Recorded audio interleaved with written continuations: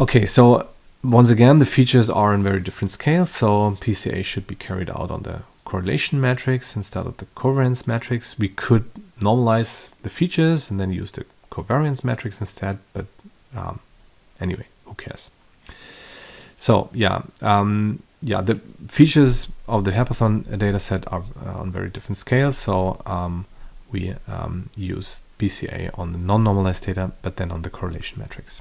Yeah, as I said before, we can use normalized data and then use covariance matrix. But anyway, so the result contains, as we should have discussed before, the loading vectors, the PCs. Yeah, so for each PC, a loading vector, and the variances, which are the eigenvectors, the variances along the PC scores. Okay.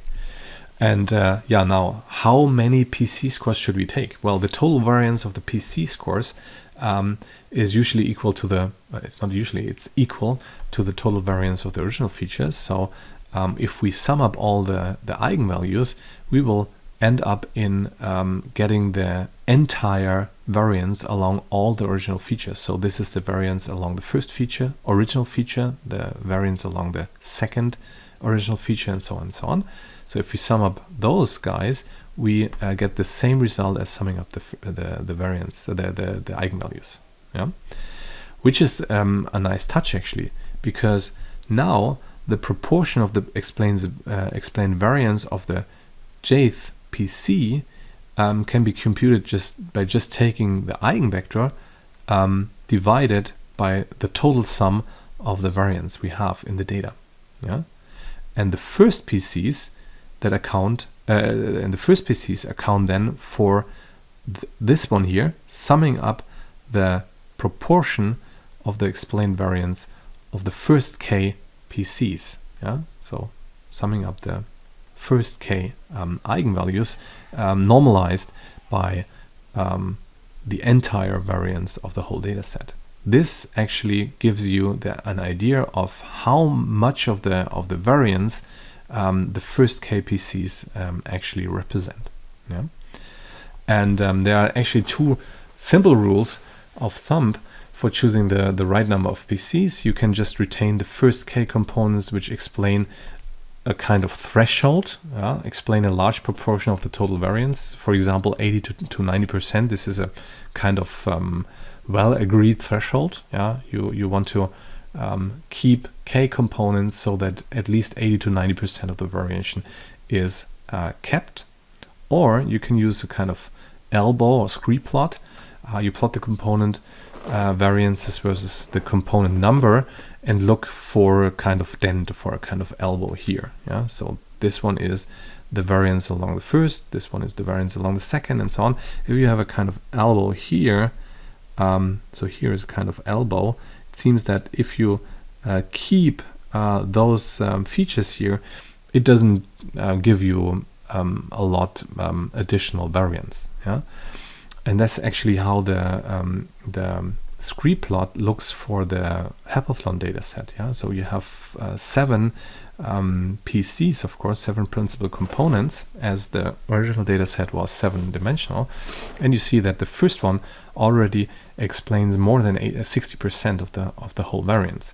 And here is a clear elbow, so you may think that it's a good idea to just keep the first one, because just adding at least the first 2, because adding the third or the fourth or the fifth and so on doesn't give you much more information, much more variation. Yeah, so just omitting them, just deleting them, doesn't lose too much of the variation of the total variation. Yeah, in that case, we just keep the first one. That was the aim. Remember that. Yeah.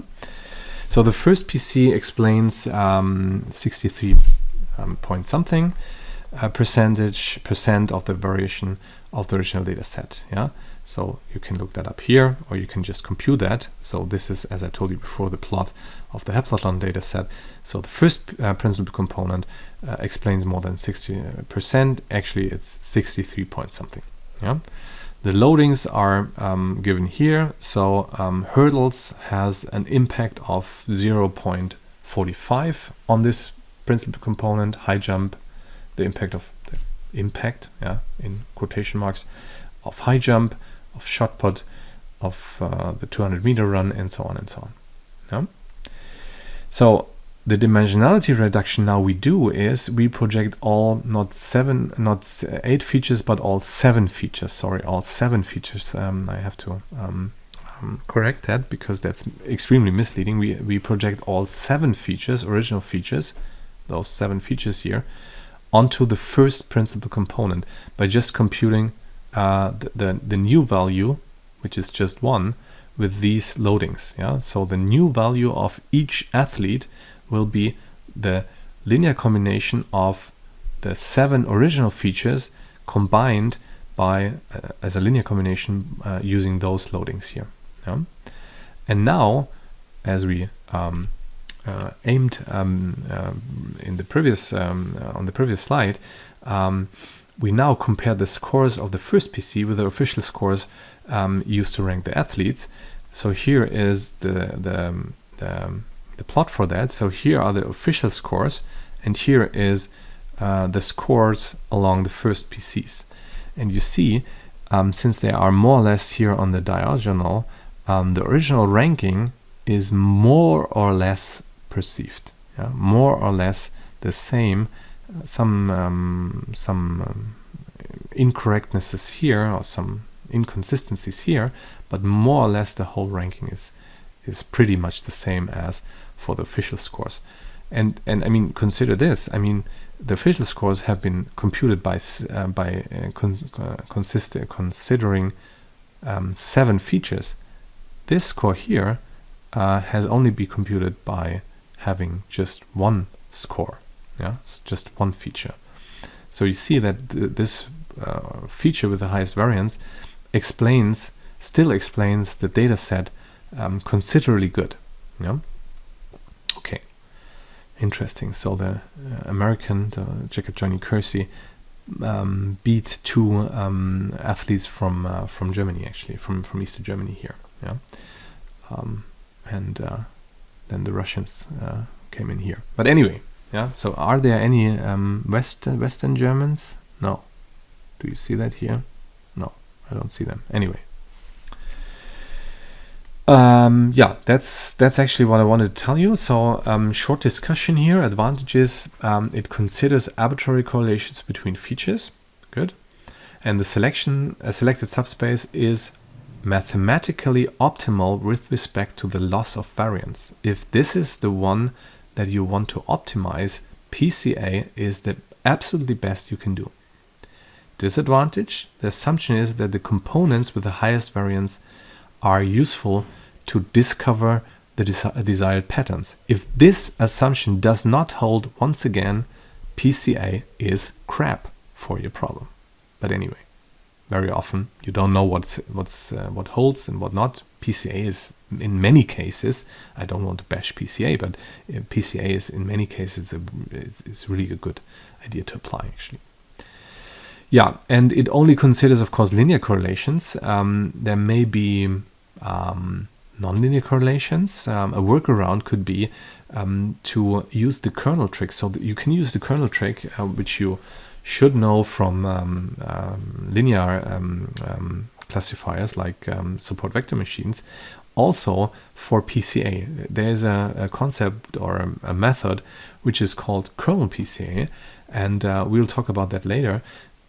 You can use kernel PCA to also get principal components that are now linear correlations or linear combinations of the original features anymore, but now combinations of higher order, for example, or with some kind of more complex structure. Yeah. So, for example, you can use a quadratic kernel, and then you get not linear principal components, but quadratic principal components. So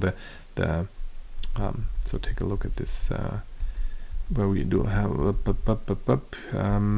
here. Yeah. So in that case, the new principal component is not a linear combination of the original features, but some more sophisticated, like a linear combination of quadratic things. Yeah. In the quadratic kernel. Yeah. So that is a nice thing.